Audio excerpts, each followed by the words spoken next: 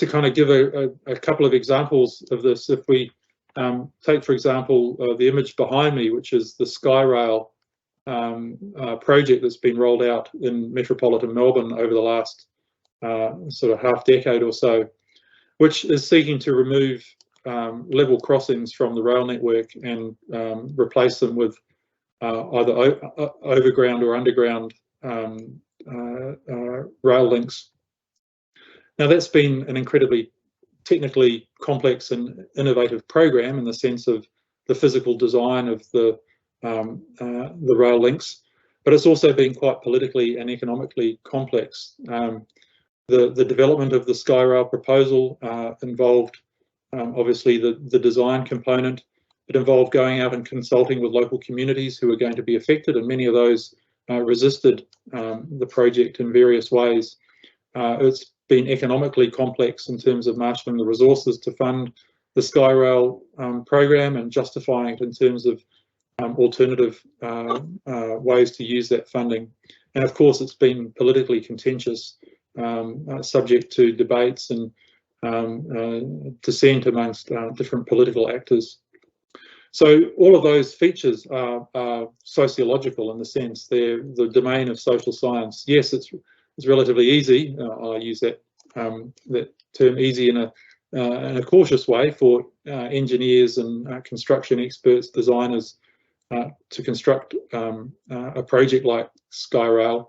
But the social science, the institutional and political complexity of it is a really large component of the overall enterprise.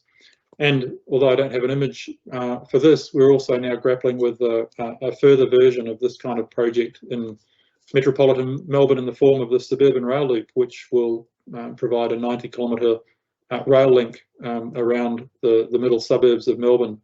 That's only really in the imaginative phase of development. It's been imagined on paper and it's been discussed at length in the public sphere, but there's very little in terms of material activity on the ground occurring other than a little bit of bore drilling and site clearance happening. Yet the suburban rail loop has perhaps been one of the most contentious projects in the political sphere over the last 4 years and is still subject to ongoing debate and discussion, all of which is combining the technical questions, the technical dimensions of the project with political, institutional and behavioural issues. So a further example of a case in which a sociological or social scientific lens can really help us to understand the phenomenon. And then finally, sort of going more to the topic of today's conversation, society is grappling with some really major challenges at the moment in terms of transitioning our transportation systems to more sustainable modes that impose less of a material burden on the planet, whether that's in terms of carbon emissions or energy consumption, both of which are not just within transport but across public debate and policy at the moment, absolutely burning issues, so to speak. And in the case of transport, I guess there's two main challenges. One is the transition of the automobile fleet to electric vehicles, and we're starting to see in Australia more energy, so to speak, being put into that within the context of global efforts to shift the vehicle fleet to electric vehicles powered by renewable energy. But also we're grappling with questions of mode shift as well within that context, so not just shifting to a new configuration of technology, but actually reducing the demand for that technology through shifting of travel to other modes such as public transport and active travel. In the case of electric vehicles, the technology already exists. We already can produce electric vehicles that can run on renewable energy.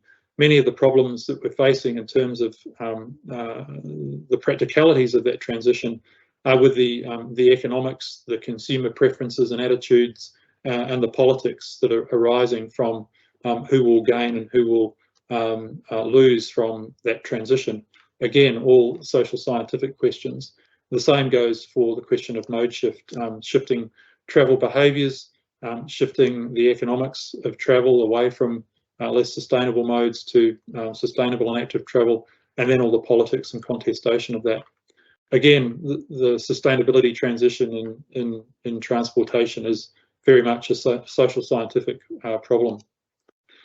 But people like myself who sit within academia and observe these shifts and challenges and offer our views from a kind of more conceptual and theoretical perspective don't have to grapple so much with the day-to-day challenges of taking these major global imperatives and applying them in terms of system change on the ground, so to speak.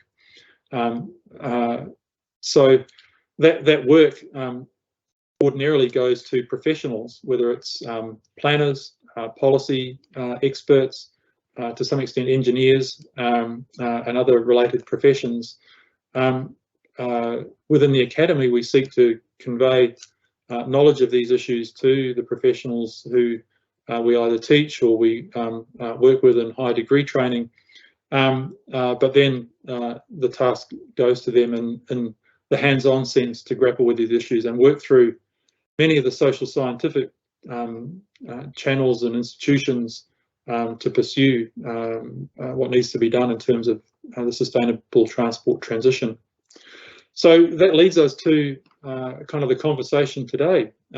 How do transport professional practitioners grapple with these issues of sustainability transition in the context of the social scientific complexity of transportation systems, whether they're just the operations of day-to-day bus networks or whether they're in the scale of mega projects and the rollout of new infrastructure.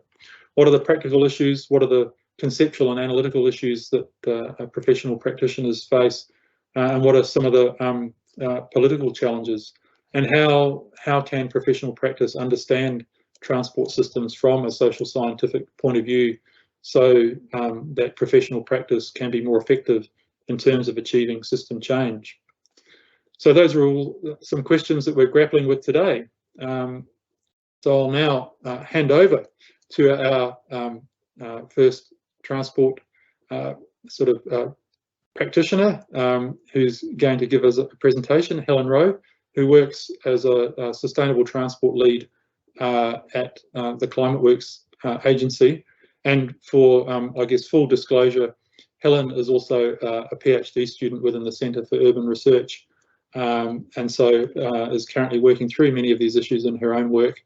But I think the practice expertise that Helen has, plus the academic training that she's currently undergoing, really position her well to inform today's conversation. So, Helen, over to you. Thanks, Jago. Thanks for that introductory points you made. I think that really contextualises the things I'm going to talk about well today. And thanks everyone for coming along today. So as Jago mentioned, I'm doing a PhD towards the latter stages of that at RMIT, and also head up the transport team at ClimateWorks. I guess what I want to touch on today is probably two things. I guess part of my own personal journey into becoming a researcher and the sort of social science drivers behind that, and also some of the insights, I guess, from the research I've been undertaking recently. So I'd say that I've come to research to sort of try to understand and grapple with some of the issues that I'm finding as a practitioner, and these are really social science grounded issues. And in terms of the overall, I guess, challenge here we're trying to grapple with, as Jago mentioned, these fundamental sustainability issues with transport, which we've been talking about for a number of decades now, but not really seeing a lot of impact on the ground, particularly in sort of car-centric cities like we see in Australia, the US, Canada, New Zealand, countries where our urban form is really developed around the car. So I guess just for a little bit of a background story of, like, I guess my journey into becoming a bit of a researcher, and this kind of touches on some similar examples of what Jago was talking about with some of the big transport projects we have coming along. So I've worked as a consultant researcher and started off my career in a state government transport portfolio, and something I was really interested in there is really about sustainable transport, and really seeing us talking about this a lot in a rhetorical sense, but not seeing a lot of movement on the ground about how this was going to happen.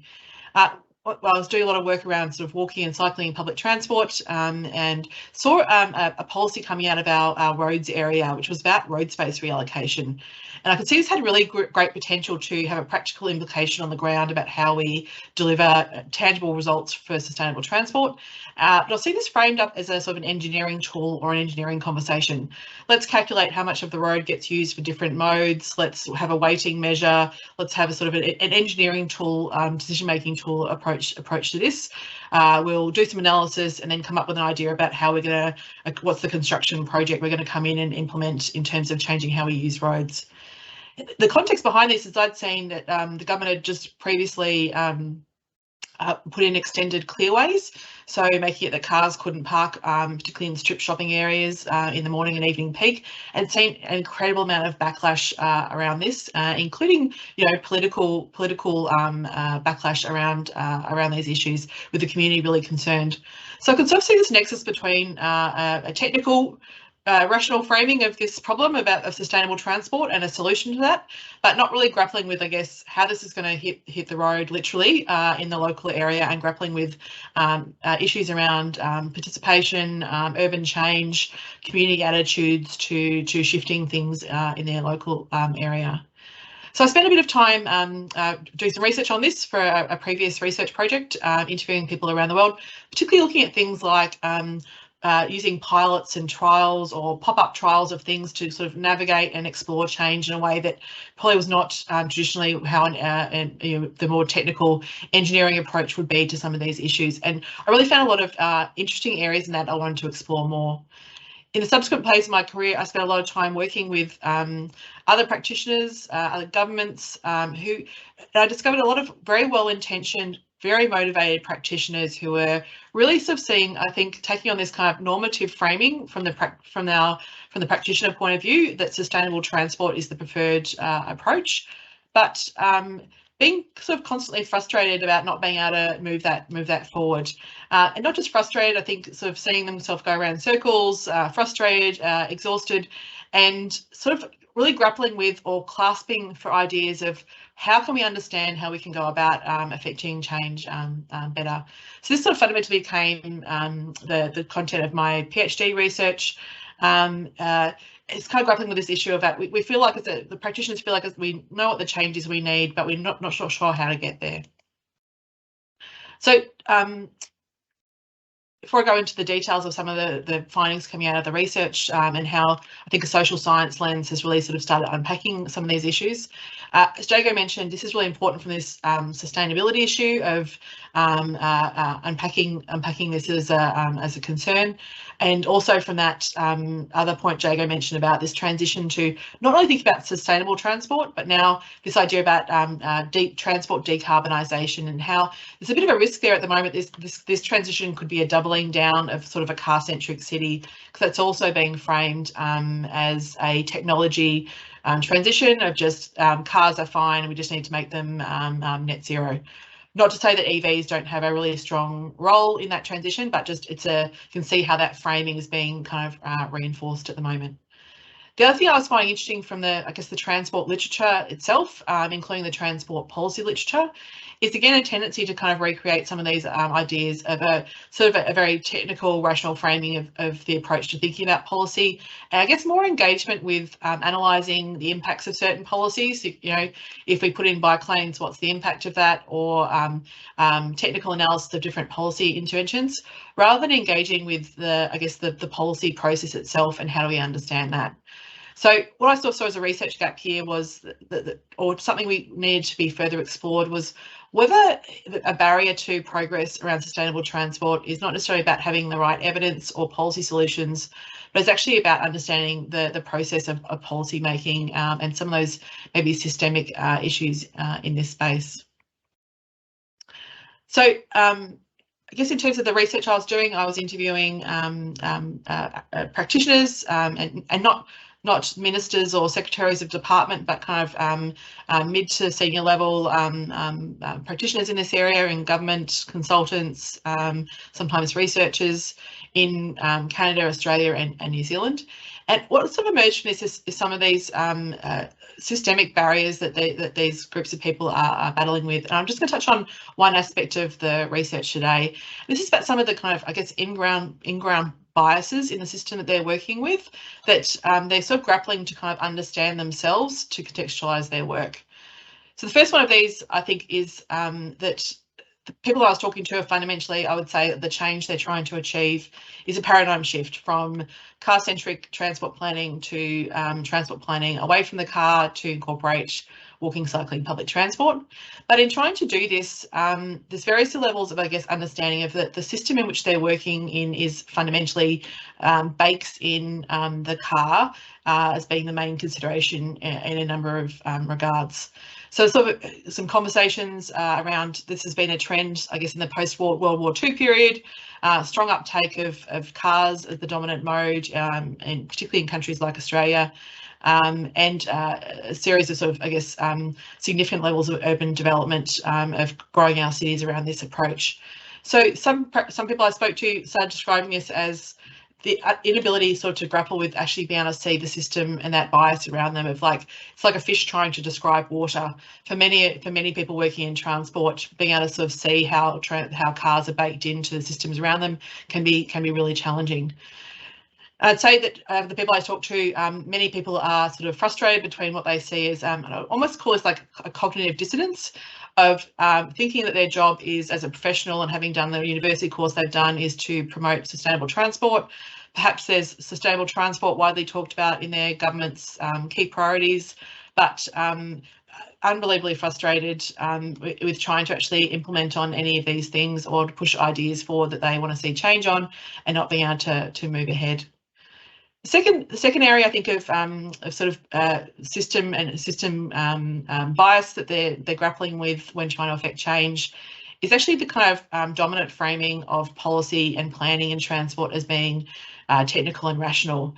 So again, the very fact that they are trying to affect change in certain ways, this is a wide range of methods, so from community engagement or communications through to capacity building efforts or thinking about attitudes of politicians or the mindset of the community.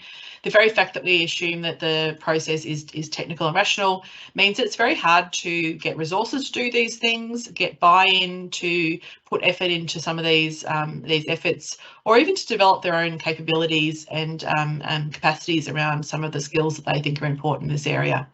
So there's two regards that these people are trying to progress and deploy ways of affecting change, but really struggling to move ahead. The result of this is often, I think, lots of frustration on the job, talking about sort of burnout, frustration, and sort of a lot of emotional labour about this, grappling with this, seeking to affect change in these ways, but ultimately not being able to do this in a lot of regards.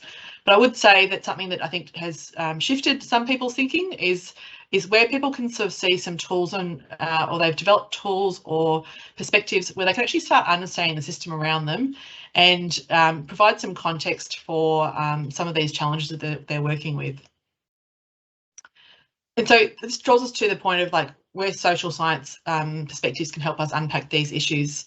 I think it's unpacking some of the things I've talked about around these tensions between what people feel is like their mandate for their work and the sort of futility of affecting change. I think in terms of the results of my research and the impact I think that can have on practice is actually fundamentally identifying, naming and normalising these issues so that we can actually examine them and think about other ways of going about this. And finally, I think sort of fundamentally thinking about more tools and frameworks and resources and even training from an education point of view for people going into this area to help them be able to have better reflective practices about how they're operating the systems around them and tools so they can actually sort of see where they might be able to affect change in that system, and I think fundamentally kind of empower them a bit more to target their efforts in a way that can be less futile than much of the discussion I was hearing about through my interviews. In terms of some specificity here, things that were coming across in my interviews, around practitioners who were, I think, finding some degree of ease in understanding the system a bit more and maybe having more impact through their efforts. Things like more levels of interdisciplinary thinking around transport, not just thinking about this as an engineering approach or a technical exercise. Exposure to different experiences and mindsets that help us frame the problem and solution. And there's a myriad of sort of tools and frameworks and literature that some of the people I interviewed were drawing on to help them make better sense of the situation in which they're operating, including things like transitions management, public communications and psychology, mindsets, change management, decision-making sciences around like cognitive biases, as well as broader career experiences around communications, journalism, and advocacy. So I'll just kind of wrap up there with the stuff on my research, but just noting that I think there's some really interesting implications here for also what we teach people in university courses. So I think there's some really good potential to add some flavour of this work into courses so that not only transport professionals or planning or policy professionals better armed to be able to have effect change, but I also feel like there's a strong component here of job satisfaction and not going into a role with really some really tangible, great ideas about how to improve cities without having the tools to actually be able to implement that and have long and worthwhile careers working in urban planning, particularly in sustainable transport. So I'll wrap up there. That's, I think, really just a bit of an insight into how I've turned to social sciences to really unpack some issues that I was been grappling with as a practitioner, and also how I feel like the research that I've been undertaking on that journey, I think, has further impacts for sort of helping us affect change around sustainable transport. So thanks everyone for listening. Happy to answer questions, and back to you, Jago.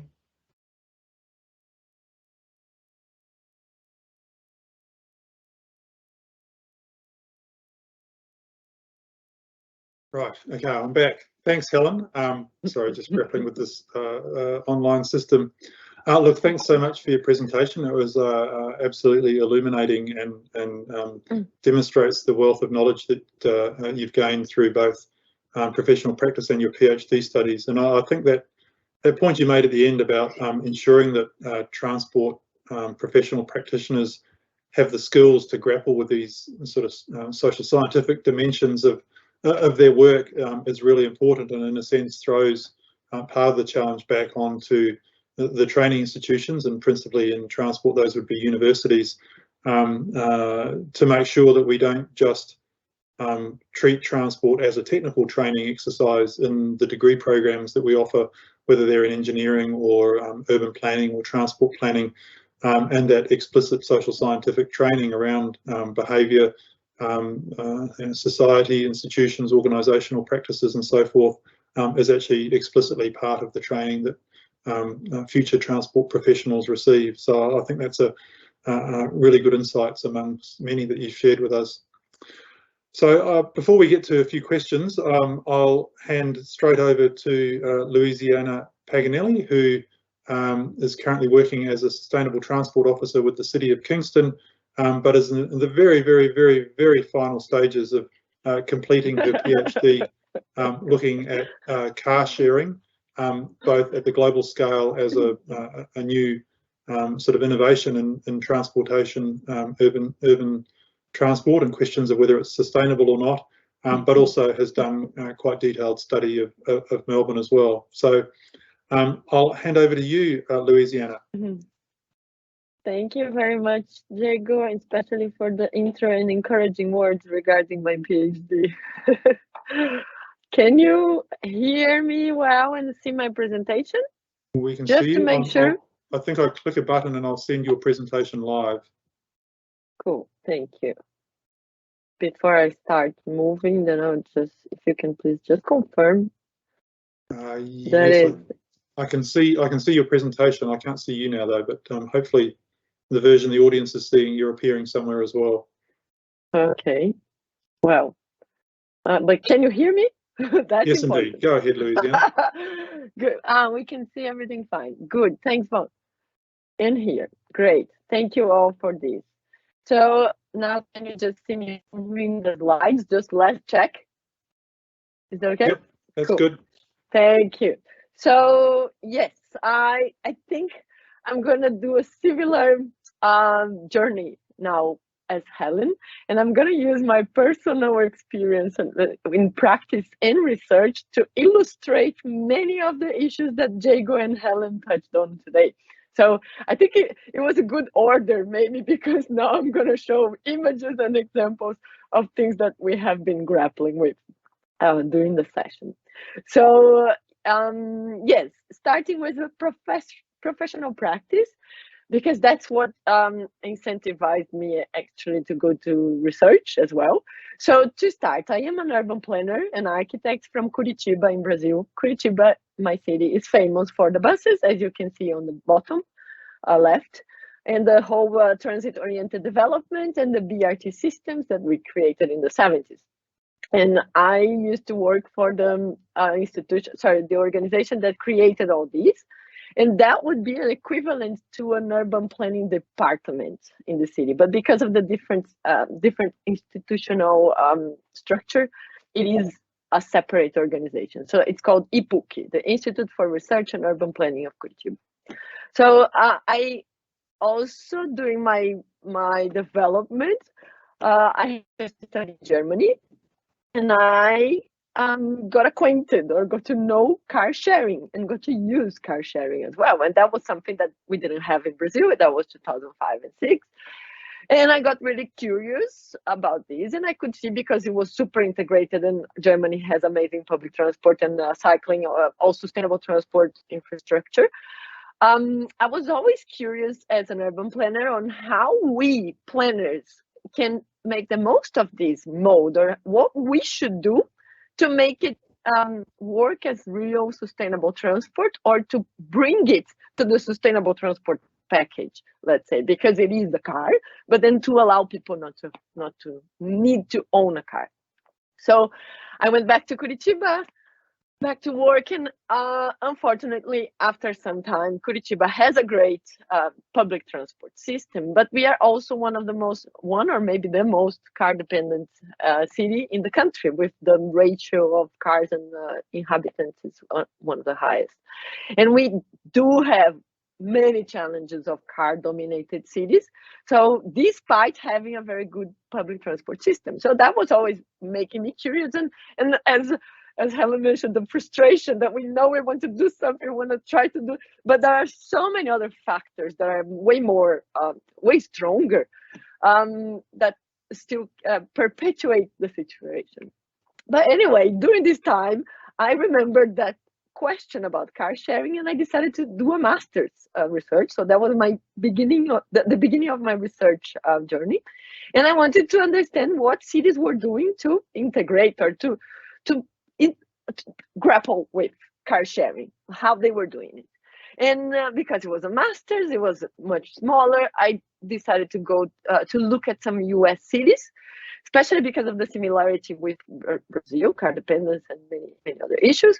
And I got very interested in what was happening in 4 of them: Chicago, San Francisco, Portland, and Seattle, because I saw there was a lot of potential, and they were starting to use car sharing as a tool and to integrate somehow in the policies and all the governance issues.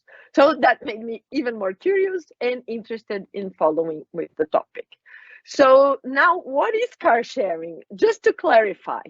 So this car sharing that I mean, when I say, normally people think of carpooling, ride sharing, Uber, Lyft, and nowadays there are way more options. At the time when I started, there was just ride sharing starting.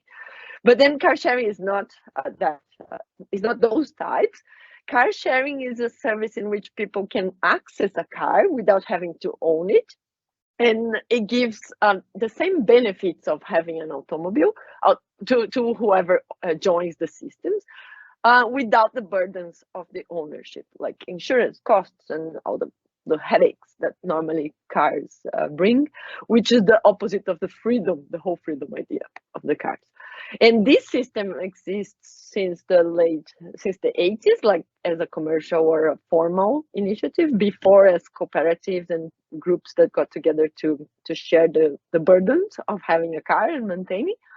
but then now has been developing a lot, started in Europe, and it is everywhere, mostly everywhere. And we have some examples in Australia too.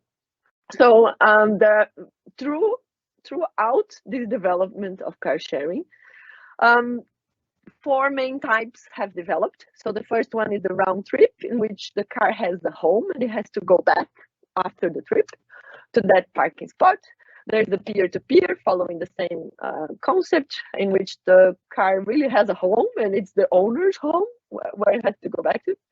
The one-way or station-based, in which cars have the homes are stations and the cars can go back to any station around the city, but as long as they are in one of them. And the free floating, which is like the dockless bikes, for example, that the cars are just spread around the city and they can just be picked up and returned anywhere within a GPS area. And that's the most challenging car sharing and sustainability issues, because it kind of incentivizes somehow the use of a car. But that is another conversation. Okay, so car sharing as a mode has a lot of potential to be sustainable transport. It is actually considered as a sustainable transport mode because of all the social, economic, environmental, and transport land use benefits that it can bring, especially reducing car dependence. And what does that mean? It means that people can use car sharing only when they need a car and as a complement, and then use other modes more sustainable for the majority of the trips. And a lot of research has concentrated on all these benefits that car sharing can bring. For example, the cost savings, reduced vehicle or ownership and use, increased use of sustainable transport as a consequence, because people tend to walk and then cycle or use public transport more, the less emissions and all the positive consequences of less cars in the city, and spatial as well, like less parking spaces needed, and etc. So most of the focus of most of the research is on these issues. But then for car sharing to be or to work as a kind of sustainable transport or to generate all these benefits, it has to be integrated. It has to be a complement of this whole system and allow people to use it as a combined mobility option. But how to do that was always a big question, and it was a kind of an unexplored topic. And that's something I managed to find out when I was looking at the North American cities, and that's when I saw that there was potential to explore as well. So it is many researchers and many of the previous works have concluded that it was not only an unexplored topic, but a necessary one. And if we think about all the new technology or the new mobilities, what's happening, there is also a big part of the research that talks about smart governance for smart mobility, for example, that it has to be tailored and adapt to this kind of modes, in the sense of understanding how they work and how we can leverage or make the most of them.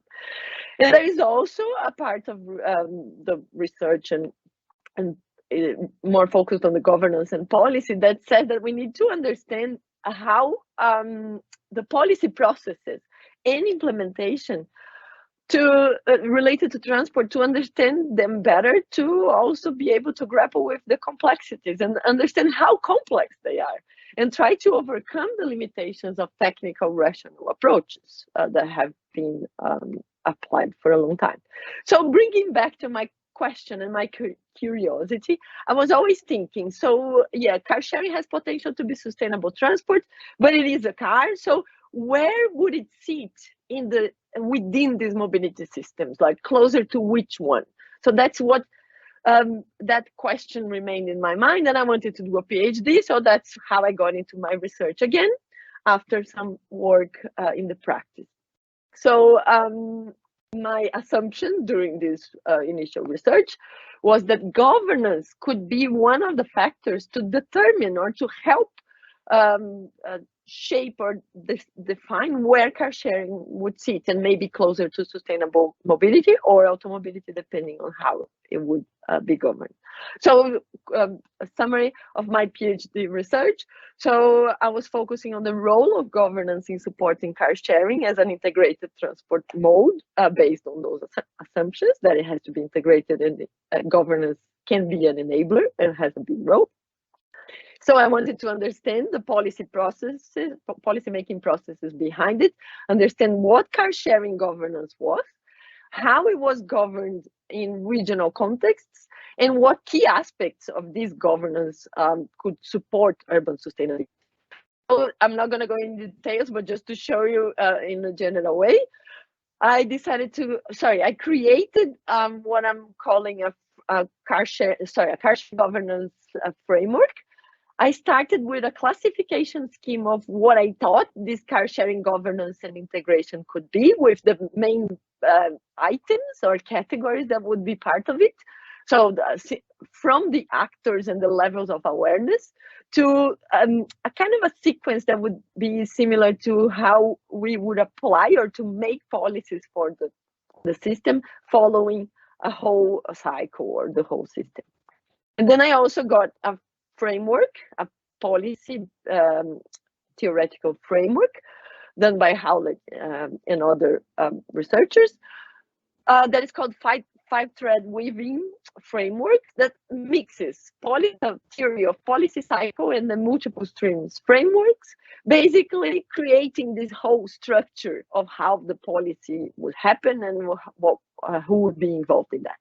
So I put them together, and I created what I'm calling the car sharing governance integration framework, which is the CSGI framework. And that was used as a lens for all my research and for my case study. So this is like a schematic image of that.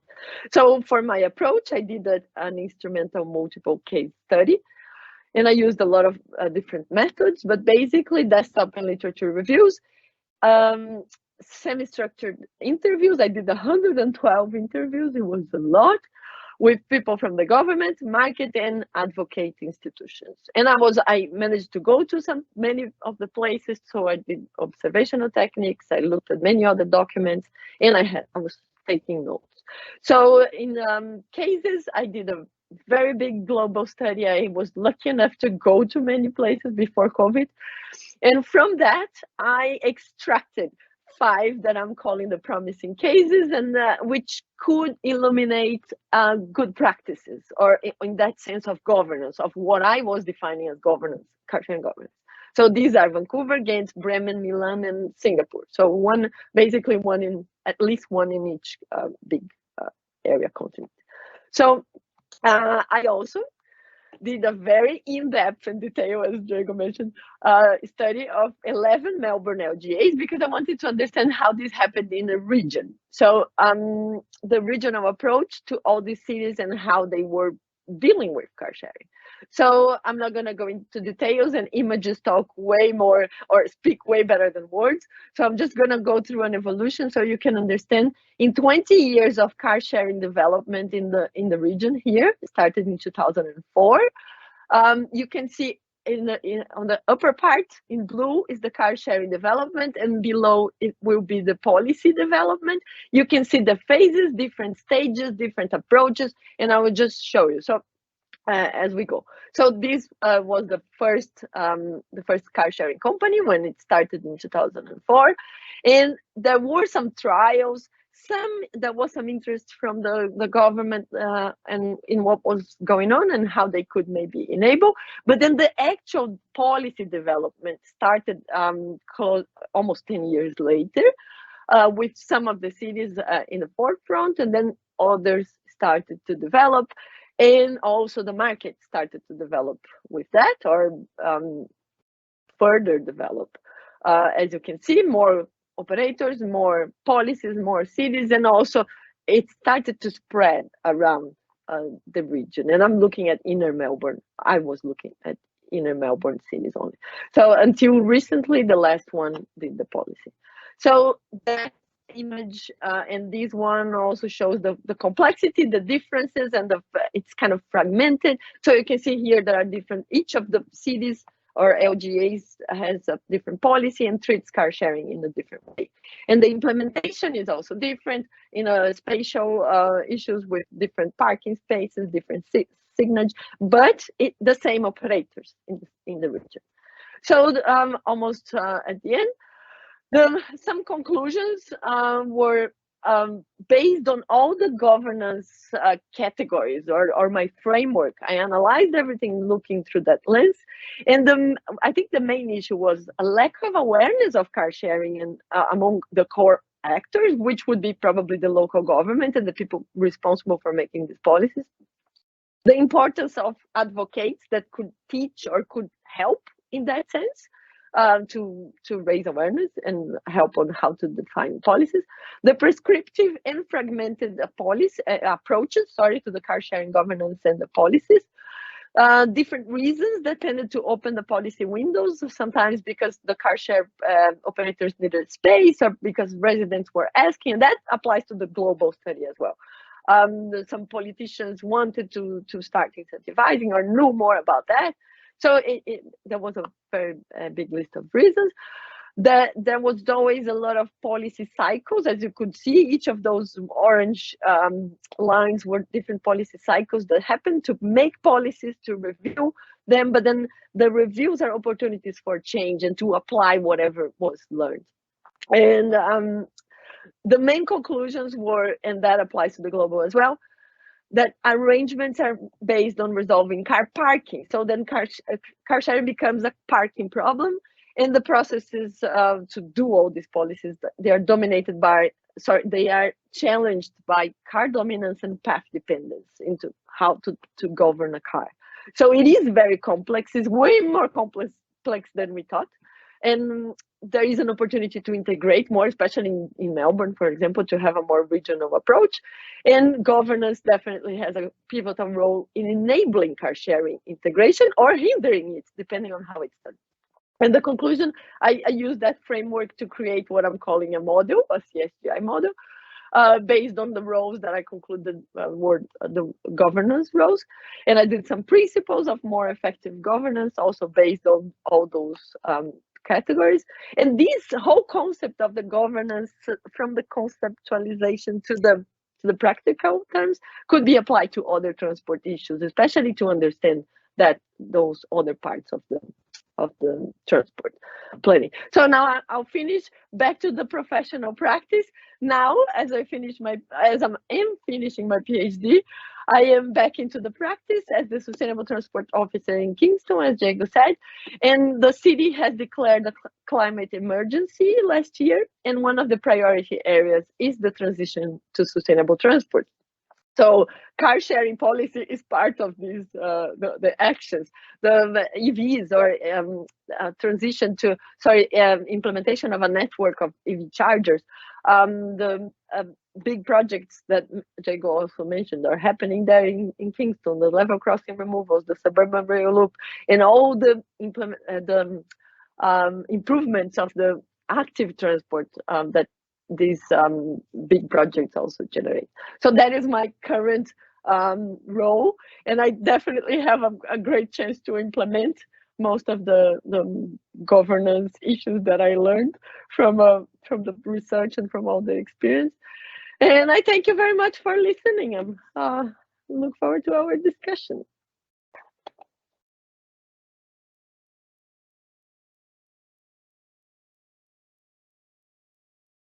Great. Thank you very much, Louisiana, for that very insightful presentation on the ins and outs of car sharing and the complexity of car sharing, not just as a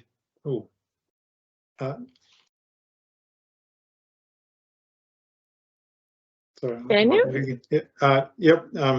Having some slight technical difficulties in the back end here. Thanks for your presentation, Louisiana, highlighting the I guess the complexity of car sharing, not just as a kind of technological artifact in the form of the cars and the little apps that help people to access them, but also the complexity of the governance arrangements that apply to car sharing. If you think of, say, the local government boundaries that we sort of overlay on the city that organise the kind of governance and politics of local government, which exerts such an influence on car sharing. Those boundaries are almost completely social and political constructs. There's very little technical dimension to a local government boundary, yet they exert such an influence over the way car sharing is managed at the very micro local scale. So I think that's a fantastic example of exactly what this session is about, and the challenges that it poses for, or those arrangements pose for professionals and practitioners trying to grapple with the transition to sustainable transport. So I guess I'm going to throw a couple of questions at Helen and Louisiana right now, but we also have the opportunity for Q&A from the audience. So those of you who are watching this, you're welcome to start adding your questions via the Q&A function, which should appear at the top right-hand corner of the Teams kind of window. I'm going to throw a first question, and this is perhaps obvious from an academic point of view, but what is the essential training that universities need to be providing to professionals who we're guiding into practice through degree programs, to make sure that we're just not focused on the technical elements, but we also have the social scientific perspective around transport challenges and problems.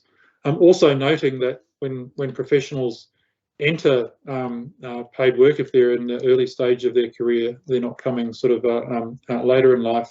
If they're coming at the early phase of a career, often employers are looking for just the basic technical skills to get very programmatic tasks done, rather than to sort out the complexity of a big project like SkyRail or even the suburban rail loop. So how can we grapple with that sort of that challenge of providing the basic technical skills, but also having that social scientific imagination that can provide a wider perspective?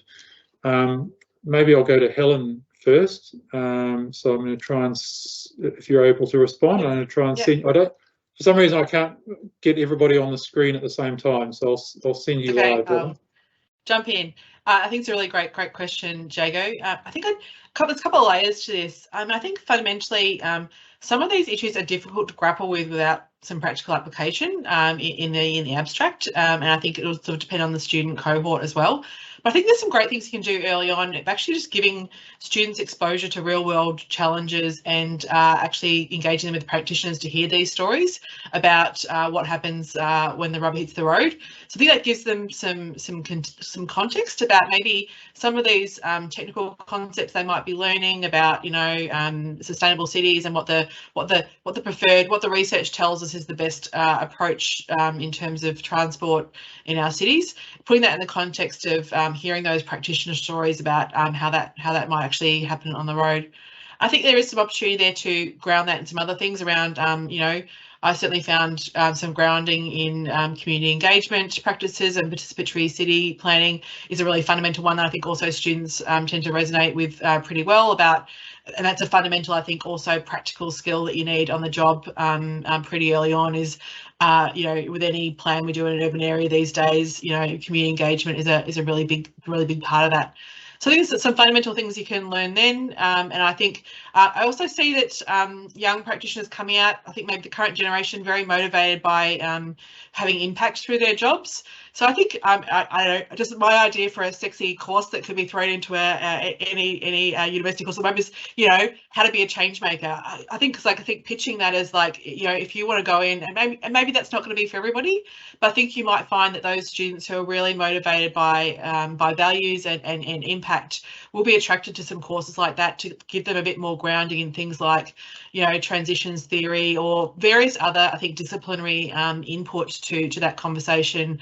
I know that through my PhD research, I found it really interesting talking about things around, things coming out of actually public health around how do we communicate with the public, how do we understand people's mindsets and communicate some big policy changes with them. The second thing I'd say, and I'll wrap up and let Louisiana have a go, is there's also, I think, a need later down the track with professionals when they've got maybe, you know, probably just after 5 years under their belt, where they're really starting to grapple these issues. And I think, like, thinking about what that solution is for ongoing learning, I think one of the key questions I asked in my research at the end of an interview, after hearing, I feel like almost like a therapist, hearing about some of the trauma of actually trying to affect change. Something I asked people at the end was, I said, do you think you've grown in your capacity to do this kind of work in your understanding of how to affect change? And most people said, absolutely. I had no idea when I started. I thought I just knew the right answers and that was all I needed. And it's taken them a while to understand that they, and to really actively seek out some other ways of understanding what they're working with and other frameworks. So I think there's both of those, preparing fresh graduates, but also thinking about what that intervention is, maybe at the later phase of a career, of when they're really going to be grappling with this as the sort of key focus of their job as a professional. I think we'll engage in some more complexity about some of these social science issues. But that's it from me. Great, thanks, Helen. I'm hopefully sending Louisiana live to also respond to that question. There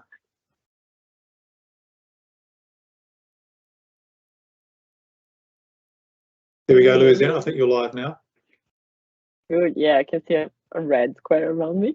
So thank you. Yeah, spot on, Helen. I don't know if I could add much because I echo most of all of your words. And I was writing here, I think the main one would be community engagement for sure. I definitely agree.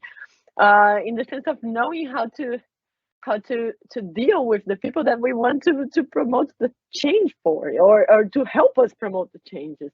And coming from the governance side, I would add also some policy making or the policy theories and understanding how to make the policies and what it takes. And yeah, for when we get into the practice, to have a better understanding of the challenges that this entails. But definitely, I don't know if I could add more. I totally agree, and I don't want to keep repeating what you said, but I think, yes, policy making, engagement with community, and enthusiasm, I think, and using the modes, and trying make change and try to have empathy, maybe to be to understand what it means to change, so we can try to incentivize it as well. But I think putting that into the students' mindset since the beginning, that would be great.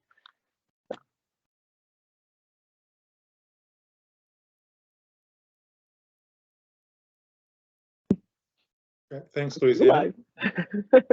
Thanks, Louisiana and Helen, for both those responses. And look, you've sort of touched on this a little bit, but I'm going to throw this to some of the professional organisations that exist in relation to whether it's transport planning or urban planning, which often encompasses transport planning and practice questions. What can professional organisations do to make sure their members are supported and equipped in their ongoing professional development around, I guess, the social science of transport? What are some key issues there that we can think about? And I wouldn't necessarily ask you to kind of pass judgment on some of the existing professional organisations, but how could they perhaps extend and develop what they offer in terms of support for members in this domain? And I'll try and Helen, I'll bring you back first if you're able to answer or respond to that. Yeah, I think it's another good question, and I think probably in Australia it's a little bit fractured, and maybe we haven't, particularly around sustainable transport, maybe you haven't got the right, or I can sort of see inklings of different organisations trying to fill that space a bit. We've got sort of something like PIA who does touch on transport, or some of the other groups are more come at it from a maybe road engineering point of view. You can see them kind of trying to come at it from that way. So maybe we've got a bit of a grey area that hasn't quite been filled.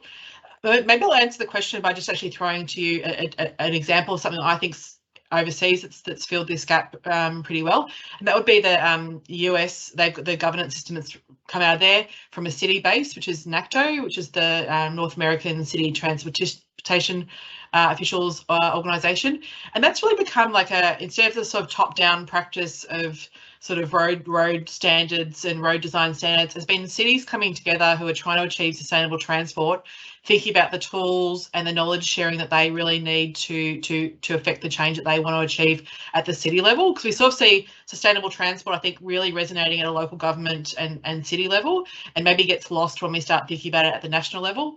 I was lucky enough to go to the conference in Toronto just before COVID happened, and what I saw there was a really great forum, and a lot of the things they were talking about led to my own personal research. Was actually around the how. There's a lot of stuff in that about data and data simulation and how do we tell the story to the community, and it was really a government, mostly the government officials conversation of knowledge sharing across cities to really grapple with some of these softer skills or different elements of affecting change that aren't necessarily the sort of technical skills, but some of these social science issues that they're grappling with. So I think that's just a looking around for like thinking about what we need here and how we can like shift existing organisations, but also maybe looking around for great examples from other jurisdictions that are really working to facilitate these conversations. Great, thanks, Helen. I might jump to Louisiana now. Okay, I think you're live, Louisiana. Yeah, can you hear me? Hi. Okay, thank you. Yes, I totally agree. And bringing back to the car share or shared mobility, new mobilities issue, and my conclusion was that these advocates or all these institutions that could inform the people in charge of making the decisions, they had an amazing role into different stages when there was no awareness.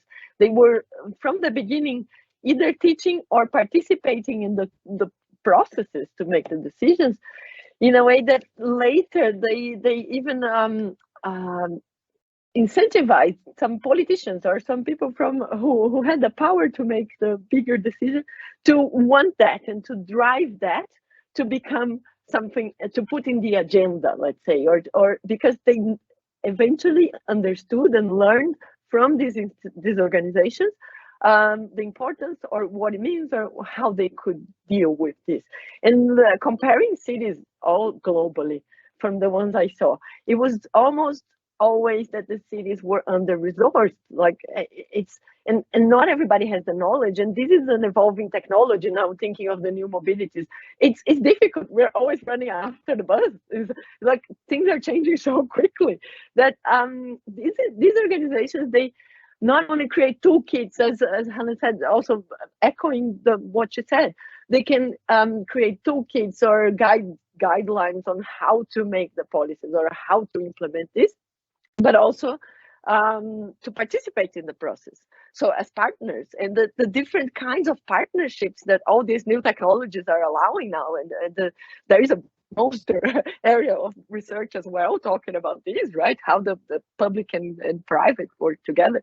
So I think they have one of the main roles, I think, in this, especially in the raising awareness and joining this transformation or whatever to allow us to go through less unsustainable transport system.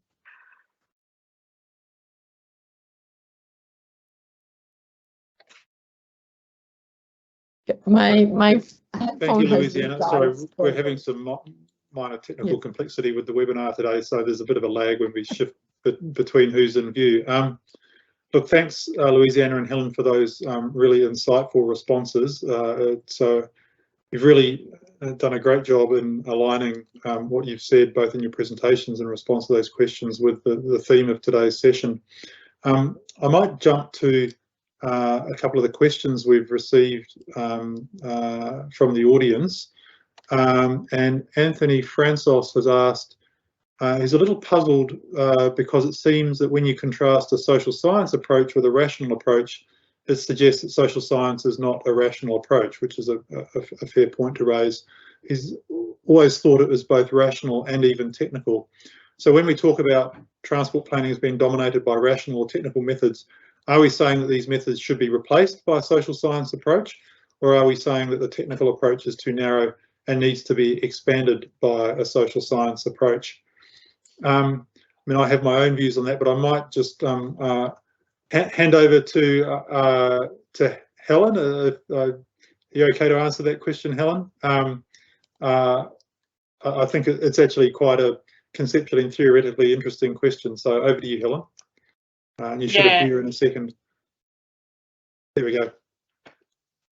Yeah, great question, and there's obviously a lot of layers to that response.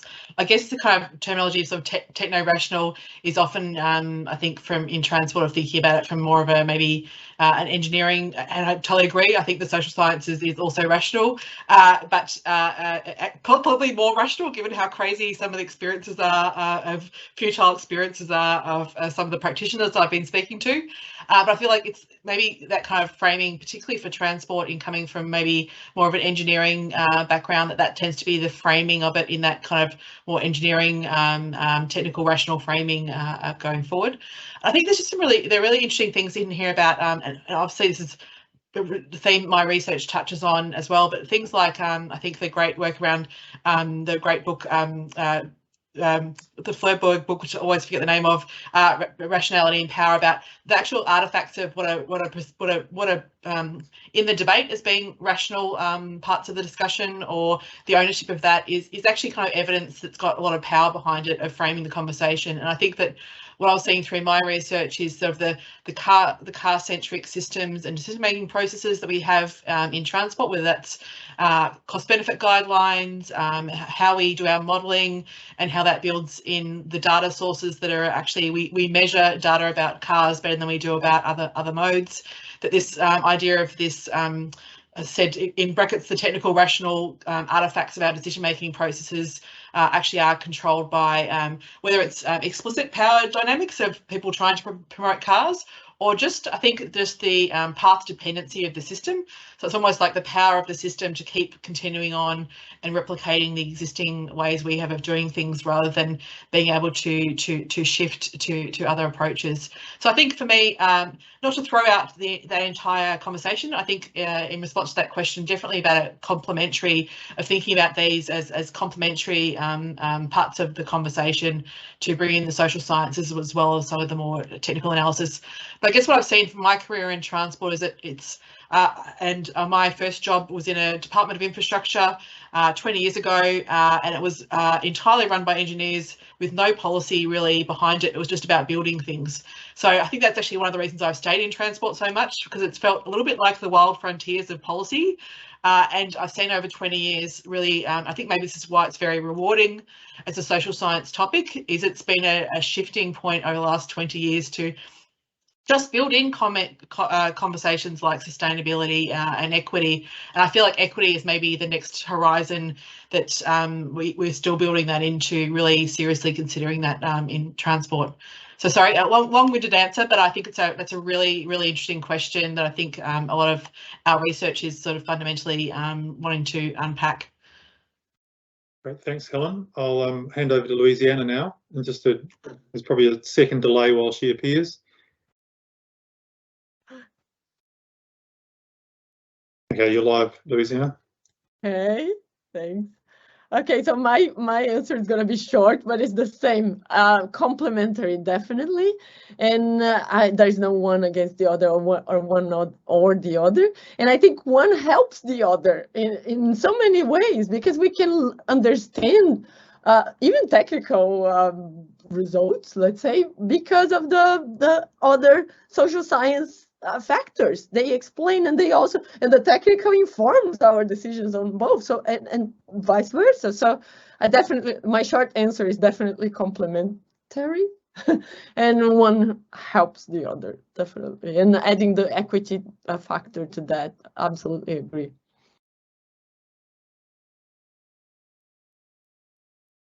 Now the delay. Thank you, Louisiana. Another question from Anthony is, would we think that there are opportunities for training and educating the technical sciences like engineering in the social sciences? That's in my experience, a somewhat fraught question. Maybe Helen, would you like to answer that? Yeah. I'll just send you live. There we go. I I think it's important to attempt that. So there's some framework, and maybe again, it's like the point we were making earlier. Maybe it's just thinking about maybe not throwing engineers who've chosen to study engineering in the deep end of talking about sociology, but maybe thinking about what's some really practical skills you can learn from that. And I think maybe again back to you know, stakeholder engagement or things about local, how engineering projects impact on local communities and some of that kind of, maybe Louisiana's point, which I thought was excellent, about empathy. You know, you don't build SkyRail in a vacuum. You know, how does this actually, maybe that's not going to be their core skill they need to know, but maybe they just need to have some understanding of how, as increasingly interdisciplinary teams, how they interact with other professionals in their team. Because having worked partly on SkyRail myself, you've got engineers working with many other disciplines and other professionals about how they work together as a team and really understand where their profession sits in with other viewpoints. I think that's just my short answer, but Louisiana's probably got some interesting perspectives around it from a car share perspective. Thanks, Ellen. And over to Louisiana with a second delay. There we go. You're live, Louisiana. Yes, I absolutely agree.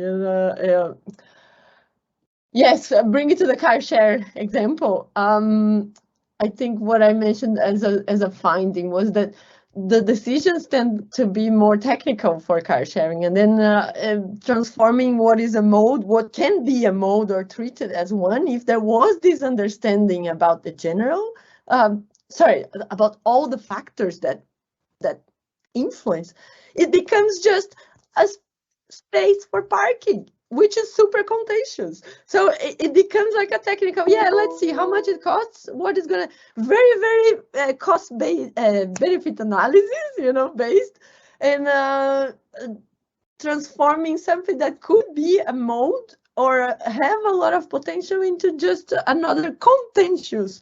You're taking my parking spot to put that, you know. So I think that lack of understanding of knowledge of all the other factors that come into play in these issues are definitely part of the learning process. And as you said, Helen, not super intensive, but it's just to have an idea of what it would be, maybe some extra practice.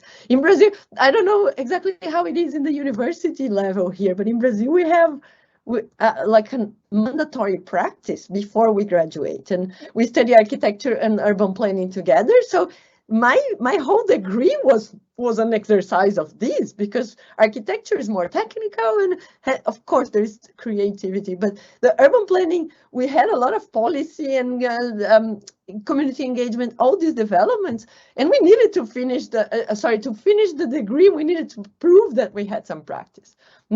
I chose urban planning because I love that part, but that was when I learned a lot on how to deal with all the real problems that are going to come later. So I don't know, maybe I also digressed a little bit, but I agree that this should be taught in a complement. Thanks, Louisiana. And can you hear me?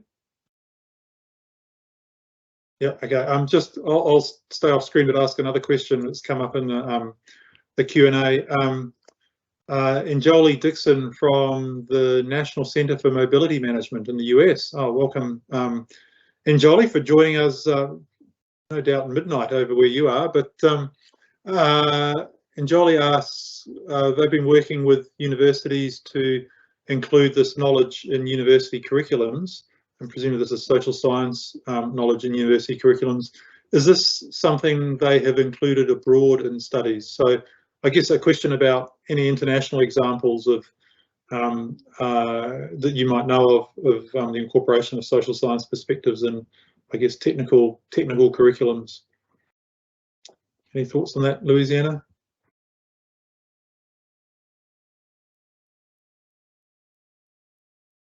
Am I still live and can you hear me? I think you're still live, yeah. Yes. Yeah, okay, thank you.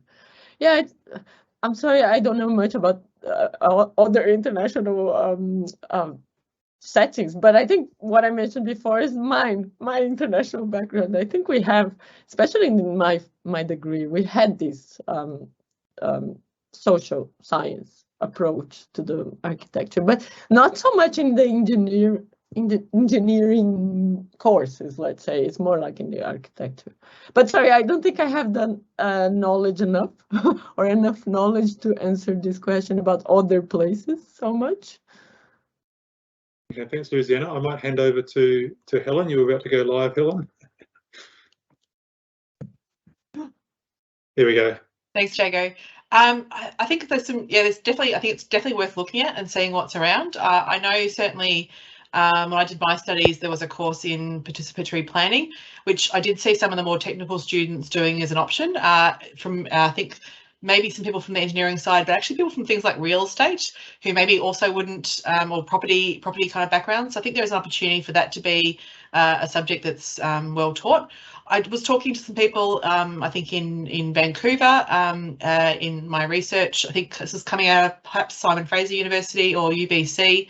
They were doing kind of this later in the career kind of extended learning kind of thing. People who've got maybe 5 to 10 years under their belt in transport and doing some further education in that regard, are picking them up when they're really starting to grapple with some of these more social science issues later in their career, to having more of the sort of technical work under their belt. So again, that was the point I was making earlier about kind of the timing of what you want to learn as an undergraduate degree versus what you might need to look at as more of a postgraduate with some experience under your belt. I think it's a really good one to look around at what examples are around the world.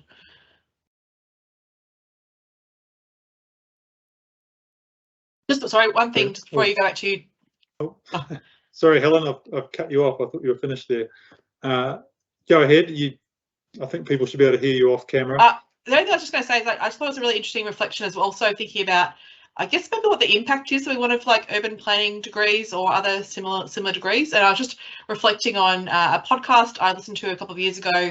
Dr. Elizabeth Taylor has a podcast called, I think, This Is the Place, and she was interviewing a retiring transport urban planning academic, and I thought it was a really interesting point he made, that he was disappointed that actually a lot of his students became urban professionals of planners, but none of them became ministers or went into sort of political roles. And sort of thinking about what does success look like from a degree. What do you want your students to go out into the world and do? And I thought that was an interesting reflection at the end of a career about almost reflecting back on wishing that there'd been some more courses grappling with some of these issues, so that maybe some of those students had gone into maybe less into the, obviously into the technical and urban planning professional roles or transport planning professional roles, but also thinking about maybe some other ambitions for career paths out of that as well. So this is my last point about overall impact and where students end up and what they end up doing in their careers.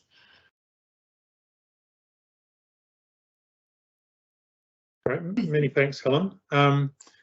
We're sort of starting to come towards the end of the session, but there's a couple more questions we'll try and get through. An anonymous questioner has asked, a lot of transport decisions are dependent on infrastructure, which ultimately comes down to the construction industry. Historically, construction has been one of the least innovative industries, as there are so many time and money pressures. How do we address sustainable transport when a lot of it is relying on construction capacity? Okay, so I guess that's partly a question around the role of the more technical, hands-on disciplines in relation to transport systems. I won't try and interpret that further. Maybe hand over to perhaps Louisiana first, if you'd like to have a crack at that.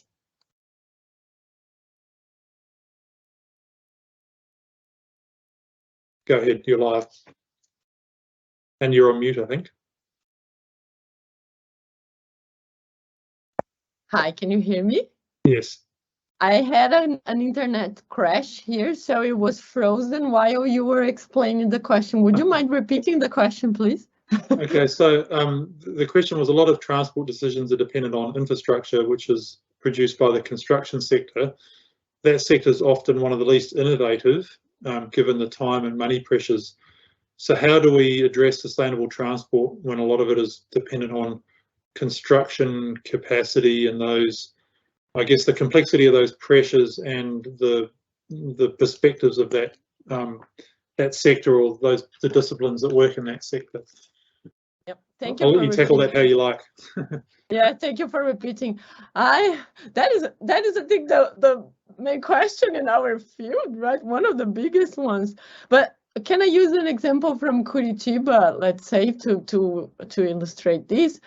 I think if there is a bigger decision touching on the power issue again, and it's not only the infrastructure issue, but if there is a decision that says this is a priority, then the infrastructure, in my view, is just a consequence on how to create or implement this. And okay, back to Curitiba, there was an intention to give priority to public transport in the past, and that was a political, like a power top-down. Thank God, it was a good decision, but it was a top-down decision to do that, and that was part of a whole plan.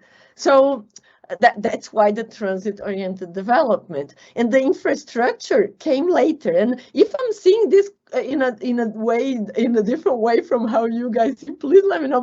But to me, that is the infrastructure would be the consequence, and that was the whole plan based on how the city was going to develop.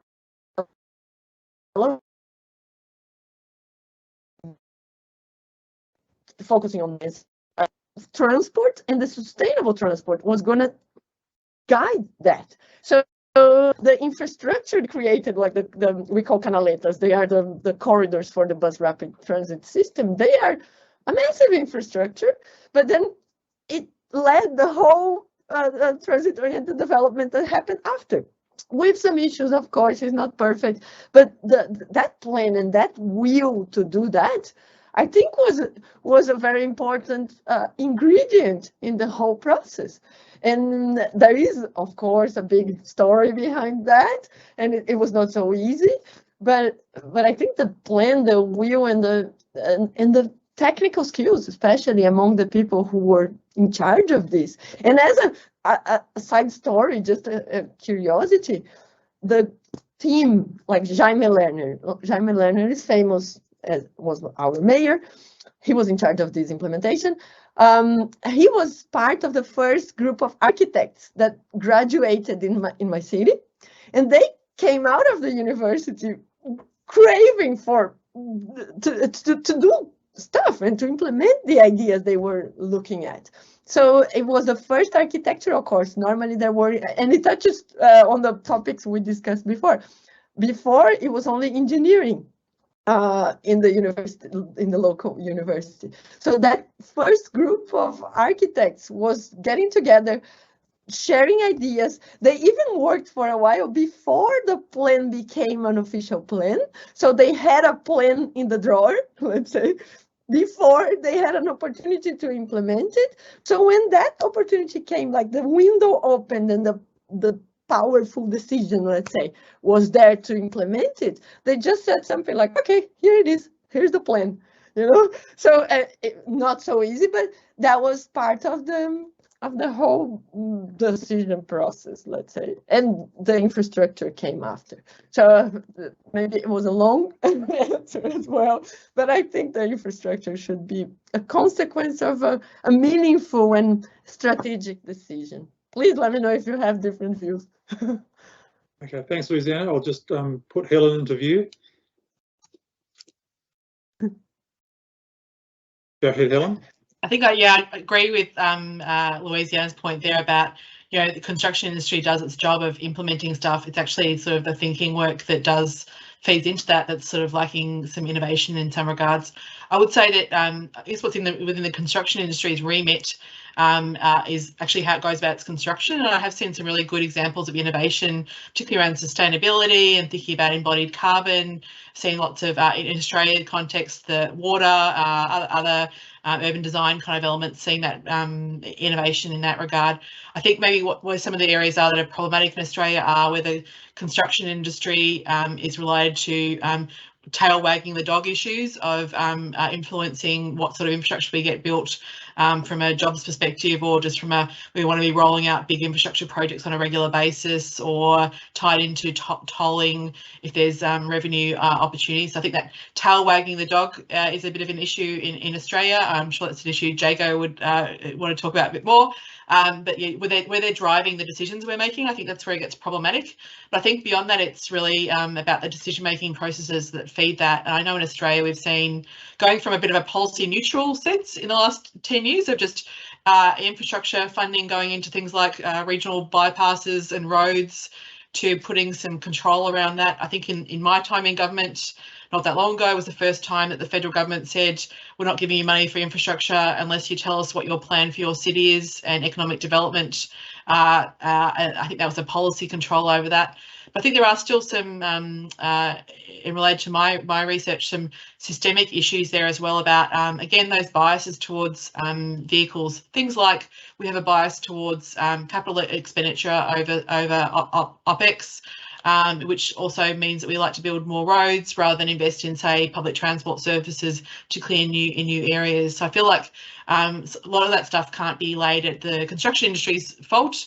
Although politicians do like to have a ribbon cutting around infrastructure, probably more than they do for a new bus route. But just, you know, how do we unpack, again, a great social science topic for somebody right there of how do we make politicians used for excitement levels about new policy announcements, whether they're made out of concrete or involve a new service. There you go. I'll throw that into the mix as my winding up comments there. But construction industry, I think, you know, doing what they can, but some of it is about the feed-ins to them rather than necessarily on their shoulders always.